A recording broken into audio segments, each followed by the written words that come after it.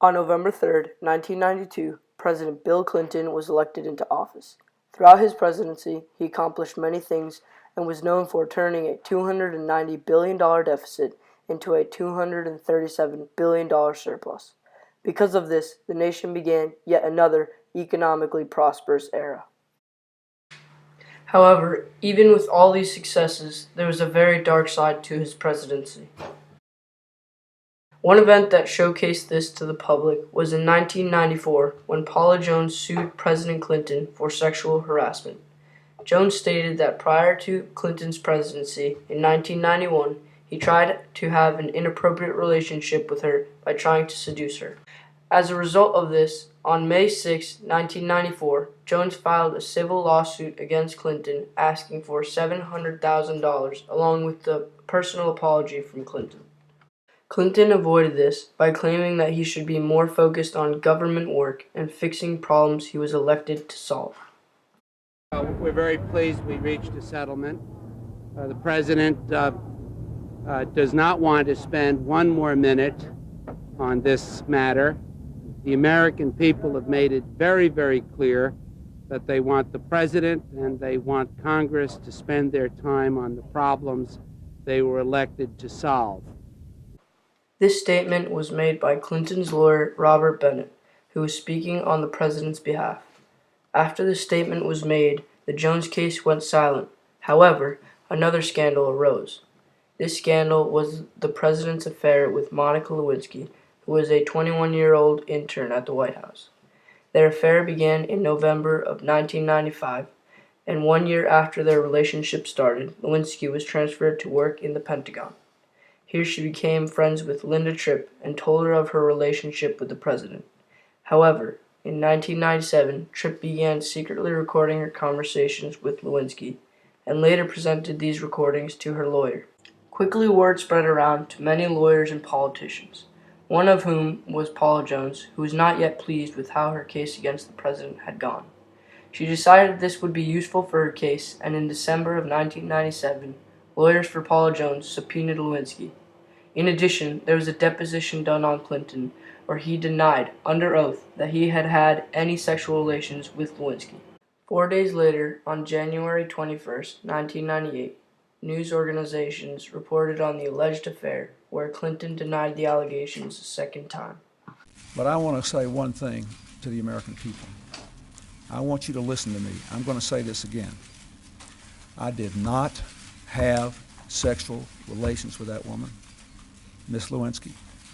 I never told anybody to lie, not a single time, never. These allegations are false, and I need to go back to work for the American people. Thank you. This was very important for Jones in the case, as she was able to create a lot of suspicion and speculations on the president's honesty. However, on January 29th, the judge in the Paula Jones case ruled that Monica Lewinsky was irrelevant to the case and ordered that all the evidence related to Lewinsky be excluded from the case. Now that the Lewinsky scandal was separated from the Jones case, the case went quiet and it was even dismissed a couple months later. Now the focus was on whether Clinton had actually had any sexual relations with Miss Lewinsky, and people started to question Clinton's validity. Months later, on March 5th, Lewinsky and her lawyers battled with investigators in order to work out a full immunity agreement in return for a testimony from Lewinsky. They were able to arrange this, and on August 6th, Lewinsky appeared before the grand jury and began her testimony. Here she revealed to the jury that of her inappropriate relationship with the president, but she also stated that Clinton never told her to lie.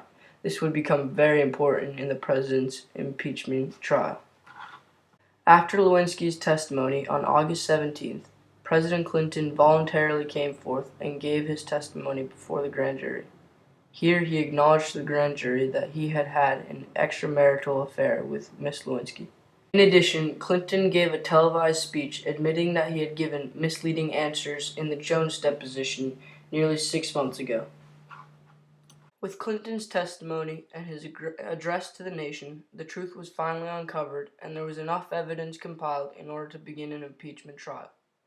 The first step in this impeachment trial was for the House of Representatives to vote on which impeachment articles the president has broken and they send these charges to the Senate.